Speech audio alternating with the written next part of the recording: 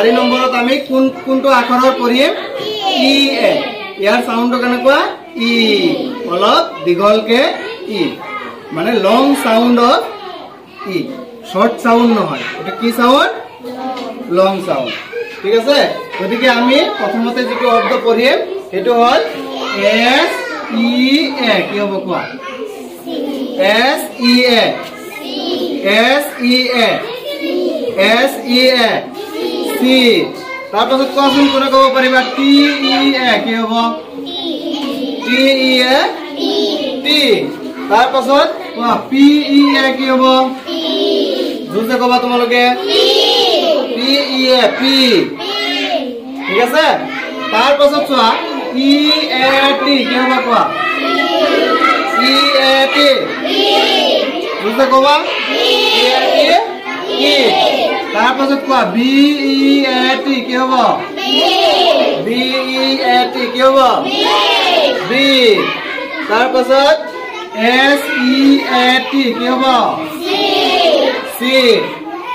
M E এ T কি হ'ব S E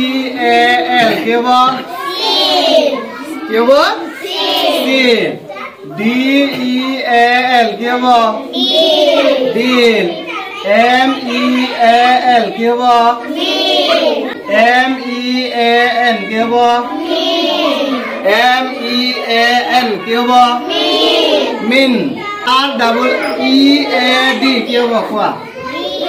R E A D সবে কোৱা আৰ ই এ ডি কি হ'ব ৰি তাৰপিছত কোৱাচোন এল ই এ ডি কি হ'ব কোৱা কি হ'ব লিড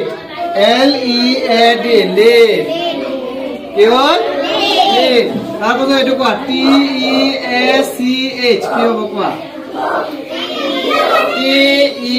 এ চি এইচ কি হ'ব কোৱা টিচ কি হ'ব টিচ জোৰছে কোৱা সবে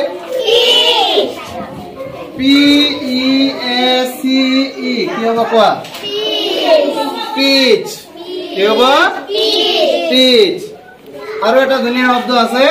এটো কত লিখিম আছে লিখিম P L E A S E কি হ'ব কোৱা প্লিজ তোমালোকে যে কোৱা প্লিজ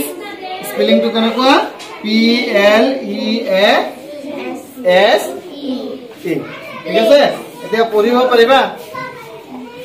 তাৰপিছত আৰু এটা শব্দ আছে এটো লিখি লোৱা এল ই এ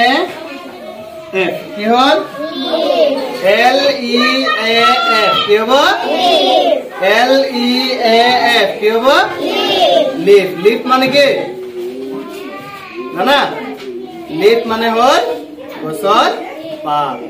গছৰ পাতক কি বুলি কয় লিফ বুলি কয় কি বুলি কয় লিফ বুলি কয় গতিকে এইখিনি তোমালোকে এতিয়া পঢ়িবা লিখি লৈ ঘৰত পঢ়িবা তেতিয়াহে তোমালোকৰ পঢ়াটো ঠিক হ'ব ঠিক আছে